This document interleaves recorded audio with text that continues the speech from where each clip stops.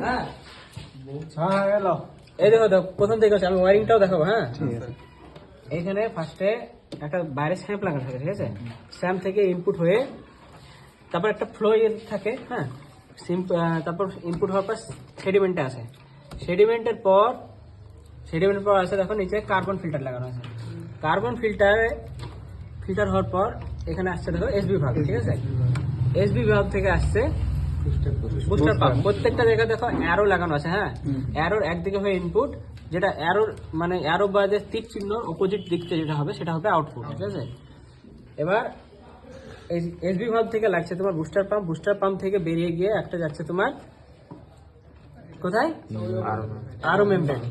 আরো মেমব্রেনে কোথায় গেছে লেগেছে ওটা, এই দেখো এখানে। হ্যাঁ, আরো মেমব্রেন থেকে দেখো এখানে দুটো লাইন বেরিয়ে গেছে। একটা লাইন তোমার যেটা ফিল্টার পানি হবে না, এক্সট্রা পানি, সেটা এদিক দিয়ে বেরিয়ে যাবে।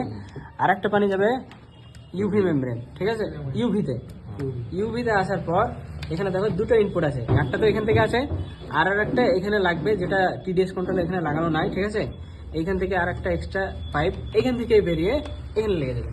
কারণ যেটা তোমার এটা না লাগলেও হতো, এখান থেকে এখানে দিকে দিলে হয়ে না এখান থেকে লাগবে, এখানে একটা ভালভ থাকবে, এখানে একটা থাকবে, যেটা এক্সট্রা পাইপ একটা থাকবে, এখানে লেগে যাবে, ঠিক আছে? কারণ ওইটা হচ্ছে তোমার ধরো এখানে সবকিছু মিনারেল এখানে শোষণ করে নিচ্ছে, তো এক্সট্রা মিনারেল প্লাস ওইগুলো যেগুলো লাগবে দরকার শরীরের জন্য, ওগুলো এখানে অ্যাড করার জন্য ওটা লাগে, ঠিক আছে?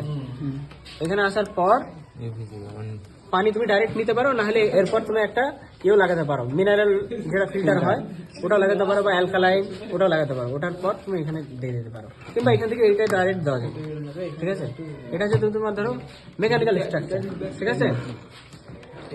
ইলেকট্রিক্যাল স্ট্রাকচারের মধ্যে এসবি ভালভটা গুরুত্বপূর্ণ। আর এইটা দেখিয়ে দিন স্যার।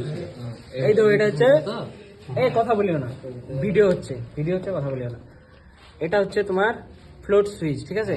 এটা এইখানে ঢোকানো থাকে, ঠিক আছে? এই দেখো প্যাচ আছে, প্যাচ দিয়ে এখানে ঢোকানো থাকে। এটা এমন ভাবে থাকে যে তোমার যে পানি ধরো এই পানি উপরে উঠে গেল, খট করে আওয়াজ হচ্ছে, কানেকশন কেটে যাবে। এইটার কানেকশন যদি কেটে যায় না, তা এটাও বন্ধ হয়ে যাবে, ঠিক আছে? এটা যদি বন্ধ হয়ে যায় তা পানি ফ্লোই হবে না, ঠিক আছে? এরপর থেকে যে মোটরের দিকে যে পানি আর এখান থেকে ফ্লোই হবে না, ঠিক আছে? তার সাথে সাথে মোটরও বন্ধ হয়ে যাবে এটা বন্ধ হলে। কিছু পানিটা যদি বেড়ে যায়, পানি যখন এটা ফুল হয়ে যাবে তখন কানেকশন কেটে যাবে, দিয়ে পানি ফ্লোই বন্ধ হয়ে যাবে। তারপর পানি উঠে যাবে। আরো যেটা লাগানো থাকে সেটা হচ্ছে এর মধ্যে কিছু কানেকশন থাকে, ঠিক আছে? এর মধ্যে ইউভি লাইট থাকে, তার জন্য ইলেকট্রিক্যাল কানেকশন হয়, ঠিক আছে? ইলেকট্রিক্যাল কানেকশন মেনলি এটা আর এটা, এই তিনটে জায়গায় হয়। তাছাড়াও যদি একটা ইন্ডিকেটর লাগানো থাকে সেখানেও হবে, ঠিক আছে?